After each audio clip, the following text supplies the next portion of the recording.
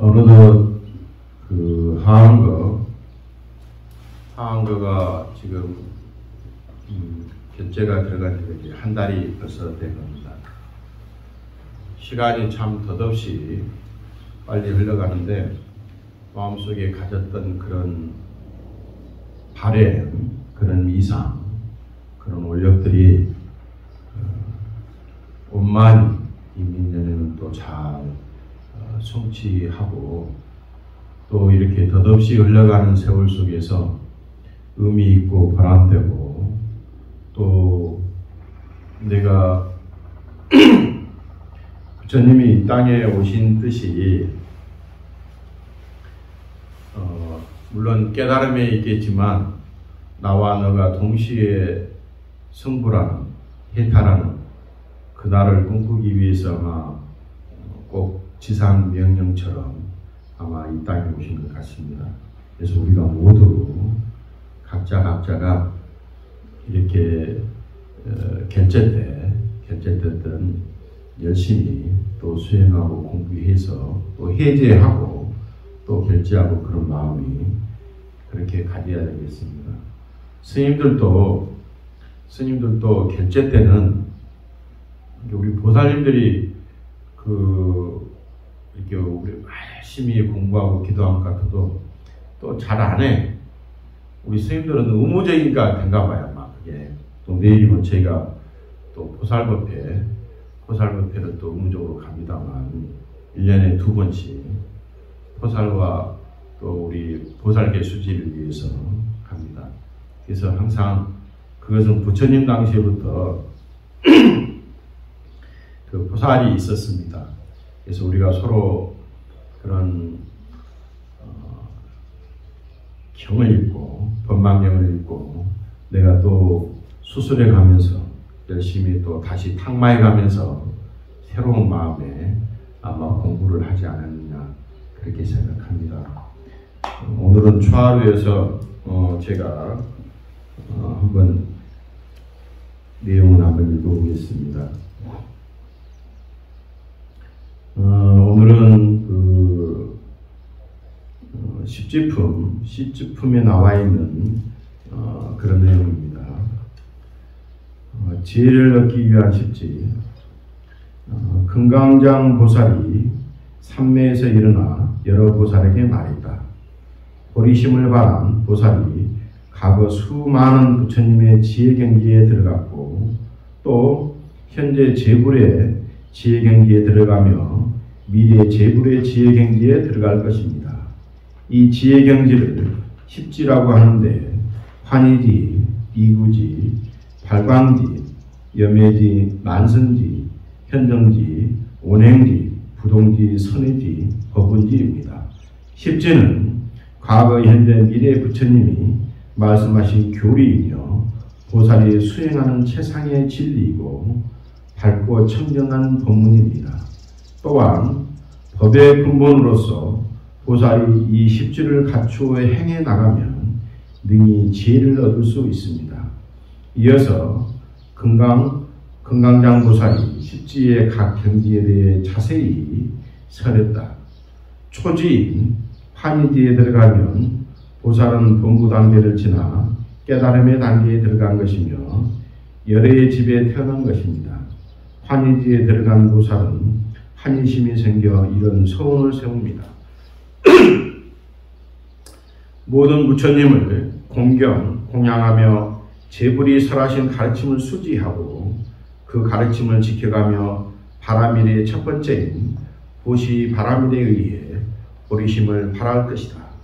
모든 국토가 한 국토에 들어가고 한 국토가 모든 국토에 두루 들어가 무량한 불국토 광명으로 장식하며 모든 본래를 따라 청정한 도에 도달하고 헤아릴 수 없는 지혜로 중생을 성숙시킬 것이다.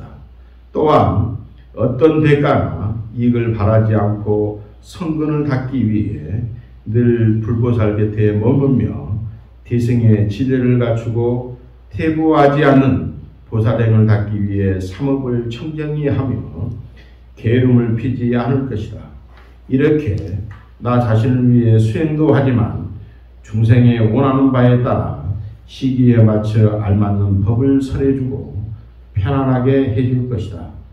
그는 사서법 가운데 중생에게 베푸는 보시법이 가장 뛰어났고 십바라밀 가운데 보시바라밀이 가장 뛰어납니다. 환희지에서 수행한 보살이 제2지인 이구지를 옹하게 됩니다. 이때 보살은 10가지의 깊은 마음을 일으킵니다. 즉 바른 마음, 부드러운 마음, 인육하는 마음, 조복시키는 마음, 고요한 진실한 마음, 순이라고 잡스럽지 않는 마음, 탐욕과 인색함이 없는 마음, 뛰어난 마음, 일체 중생을 저버리지 않는 연민심입니다. 번뇌와 번잡함을 여의었다고 해서 이구라는 제2보살지에 들어가는 것입니다. 이구지에 든 보살은 10가지 계율을 잘 지키는 구도자입니다. 살아있는 목숨을 해치지 않고 주지 않는 것을 훔치지 않으며 사음하지 않고 거짓말하지 않으며 말에 늘 한결같습니다. 또한 욕설을 삼가고 타인에게 야유하는 일을 하지 않으며 욕심내지 않고 성내지 않으며 바른 견해를 갖는 자입니다. 또한 그는 중생의 모습을 관하고 이런 염려를 합니다. 중생은 삿된 견해에 떨어져 있고 지혜가 약하구나. 중생은 사이좋게 지내지 못하고 서로 배반하며 충무심을 갖는구나. 그들은 만족할 줄 모르고 탐진치 삼독에 사로잡혀 있구나. 중생은 어리석어서 지혜를 구할 줄 모르는구나. 그들은 탐욕과 무지로 인해 윤회의 물결에 포효하는구나. 중생과 다 간념에 빠져 있고 소유물에 살에 잡혀 있구나. 중생 대생에 기하려 하지 않는구나. 보살은 이렇게 중생의 어리석음을 관찰한 뒤 중생에 대한 연민심으로 이런 서원을 합니다. 내가 이제 일체 중생을 위해서 그들의 길잡이가 되고 가장 뛰어난 자가 되며 일체 중생의 의지자가 되리라. 그는 사서법 가운데 중생을 칭찬하고 사랑스러운 말을 하는 에어섭이 가장 뛰어났으며 에어섭 중에 십바라밀 가운데 지게의 바라밀이 가장 뛰어납니다. 한 번만 마지막 별 읽어보겠습니다.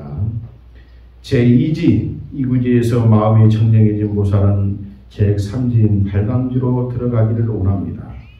발광지에 머문 보살은 10가지 마음을 갖습니다. 청정한 마음, 씩씩한 마음, 용맹스러운 마음, 선을 추구하는 마음, 욕심 없는 마음, 물러남이 없는 마음, 견고한 마음, 밝고 기운찬 마음, 늘 좋은 일을 추구하는 마음, 뛰어난 마음, 일체 중생을 저버리지 않는 연민의 마음입니다. 보살이 발광지에 머물면서 모든 존재의 무상고 부정 한 모습을 관찰하고 중생에 대해 이런 염문을 합니다. 내가 중생의 길잡이가 되고 앞에서 이끌어 그들을 구제해야 한다. 고통에 빠진 중생을 어떤 방편으로 구제해야 하는가. 보살은 중생을 열반에 안주시키기 위해 지혜를 얻어 암으로 진리를 추구하며 열심히 법문 듣기를 소원합니다. 이렇게 진리를 추구하고 중생 구제에 소원을 세운 보살은 보물이나 전륜선왕의 지위와도 바꾸지 않습니다.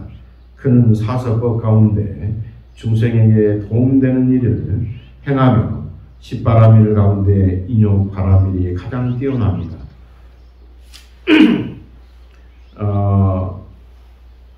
이제 우리가 서원이라고 합니다. 우리가 되게 사웅소원, 사웅소원 하지 않습니까? 소원은 바라다. 이제 서자가 바랄 서자고 원자가 원할 원자, 바랄 원자 그러지 않습니까? 간절히 바라고 원합니다. 그 4가지 오원이 뭐냐?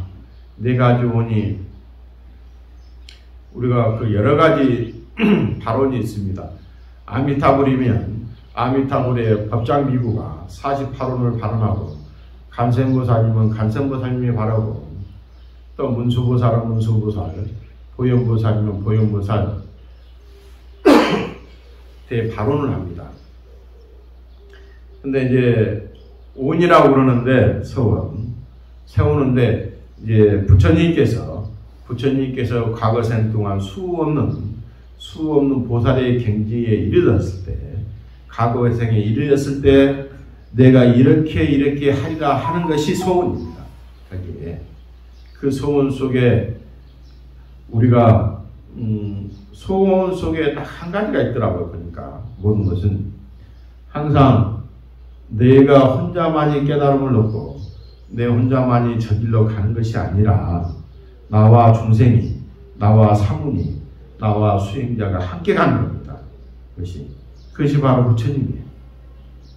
부처님께서 내가 전에 다보열에도 얘기했지만, 부처님께서 과거생에 다보열이가 돼서 그 모이는 곳곳마다의 우리 중생들이 한심을 내기 위해서, 또 부처님이 여기에 계실 거라고 하는 그 모습을 보이기 위해서 중생들이 모두 운집한 그 가운데에 탑이 섰고 다보열이가 출현하신다. 내가 출현할 거라고 얘기를 합니다. 거기에. 또 우리가 말하면은 보현보살도 마찬가지겠죠.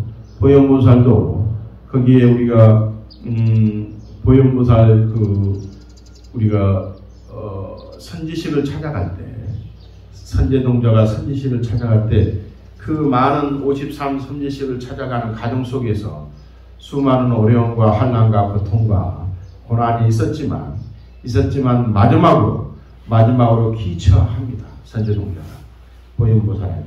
내가 다 다니고 나니까 시방세계의 모든 것이 다 장엄되어 있더라.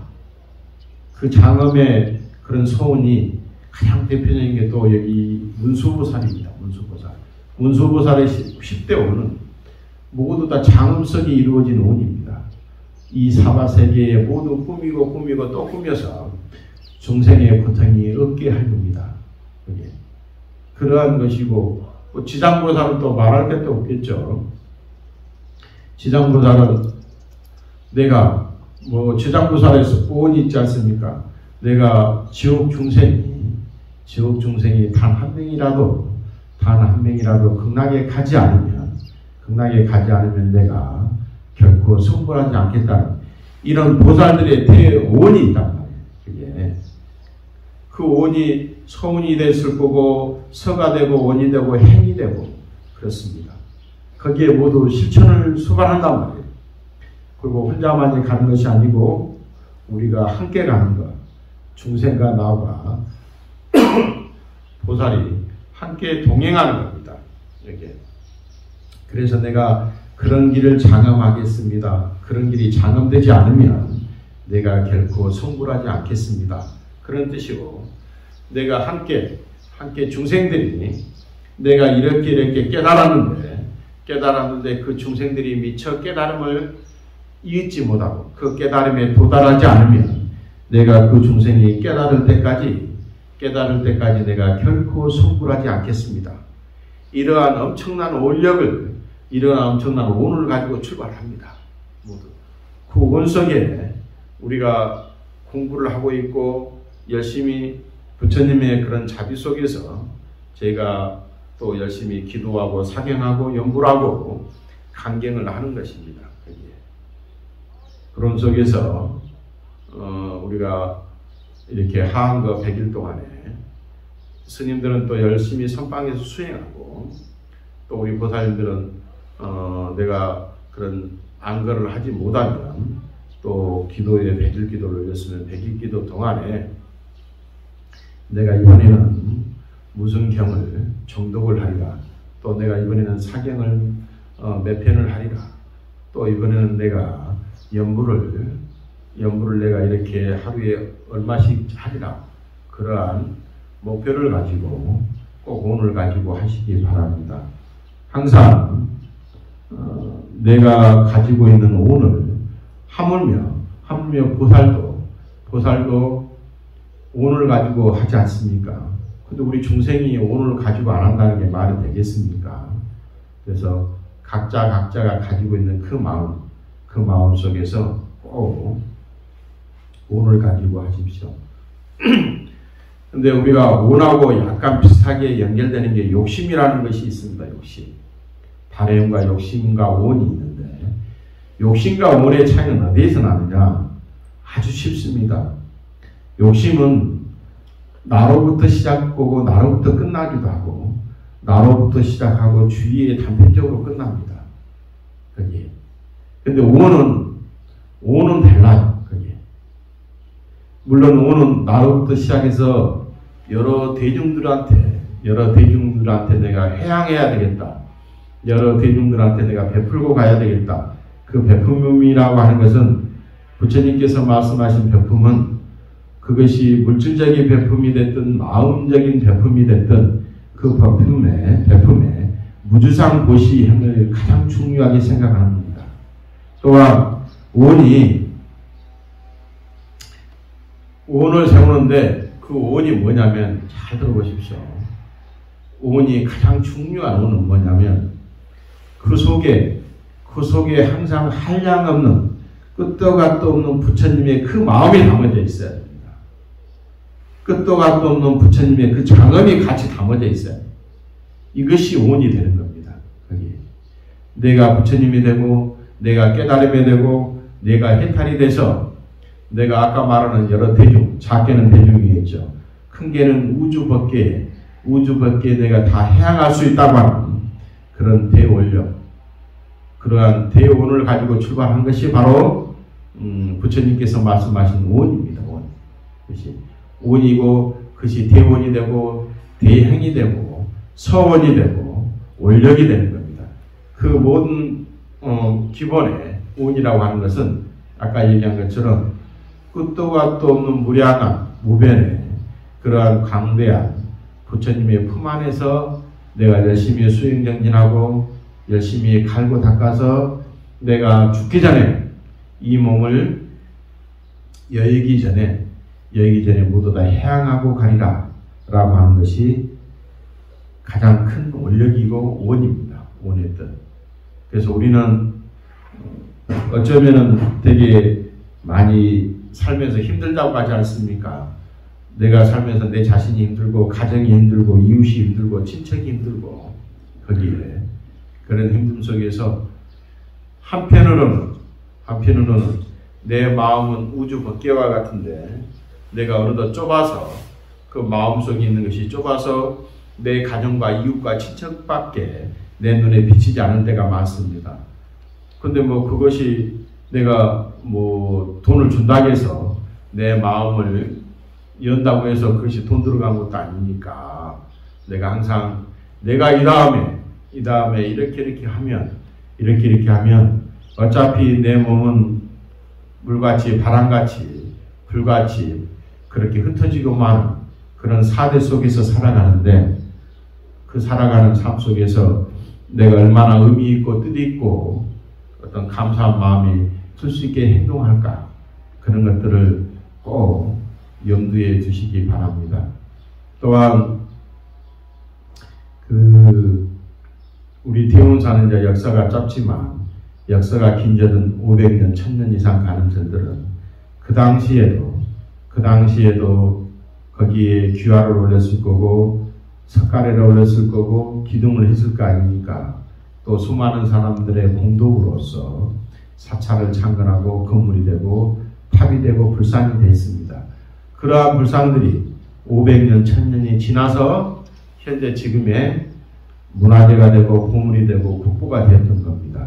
거기에 그 지극한 마음에 같이 감동을 해서 그렇게 현재까지 잘 이어온 것처럼 우리가 내 몸이라고 하는 것은 어쩌면은 그냥 진짜 이렇게 우리 화장하면 그것이 무게가 얼마나 되겠습니까? 무게가 거의 1, 2kg도 안 돼. 그냥 이렇게 그냥 몇 주먹이란 말이에요. 그 맷주먹 속에서 우주도 삼키고 버릴 정도의 내가 욕심과 집착과 아망과 아집에 쌓여 있다면 그런 것들이 다 어디에 있습니까? 아무것도 없어요. 그 뼈조각 속에 묻혀 있다면 누가 믿겠습니까? 없다면 없어요. 그게. 그래서 항상 의미 있고 보람되고 또 뜻있는 그런 마음속에 그런 마음의 공덕을 지어서 살찌우시기를 간절히 바랍니다. 뭐 여기에 계신 분들이야 너할 없이 잘하겠지만 또 여기에 안 오신 분들이라도 여기에 계신 분들이 대신 기도해주고 아까 우리가 그 축원을 했지 않습니까? 축원을 했는데 오는 사람도 축원하고 오지 않았지만 같이 또 동참해 주는 사람을 축원했듯이 모두가 항상 그러한 동체의 대비심이라는 그러한 마음가짐을 가지고 저희가 열심히 올 이민년 2022년 한거 때 열심히 기도했으면 하는 그런 마음입니다. 그래서 각자가 무엇보다 건강하시고 또 이제 여름이 다가옵니다.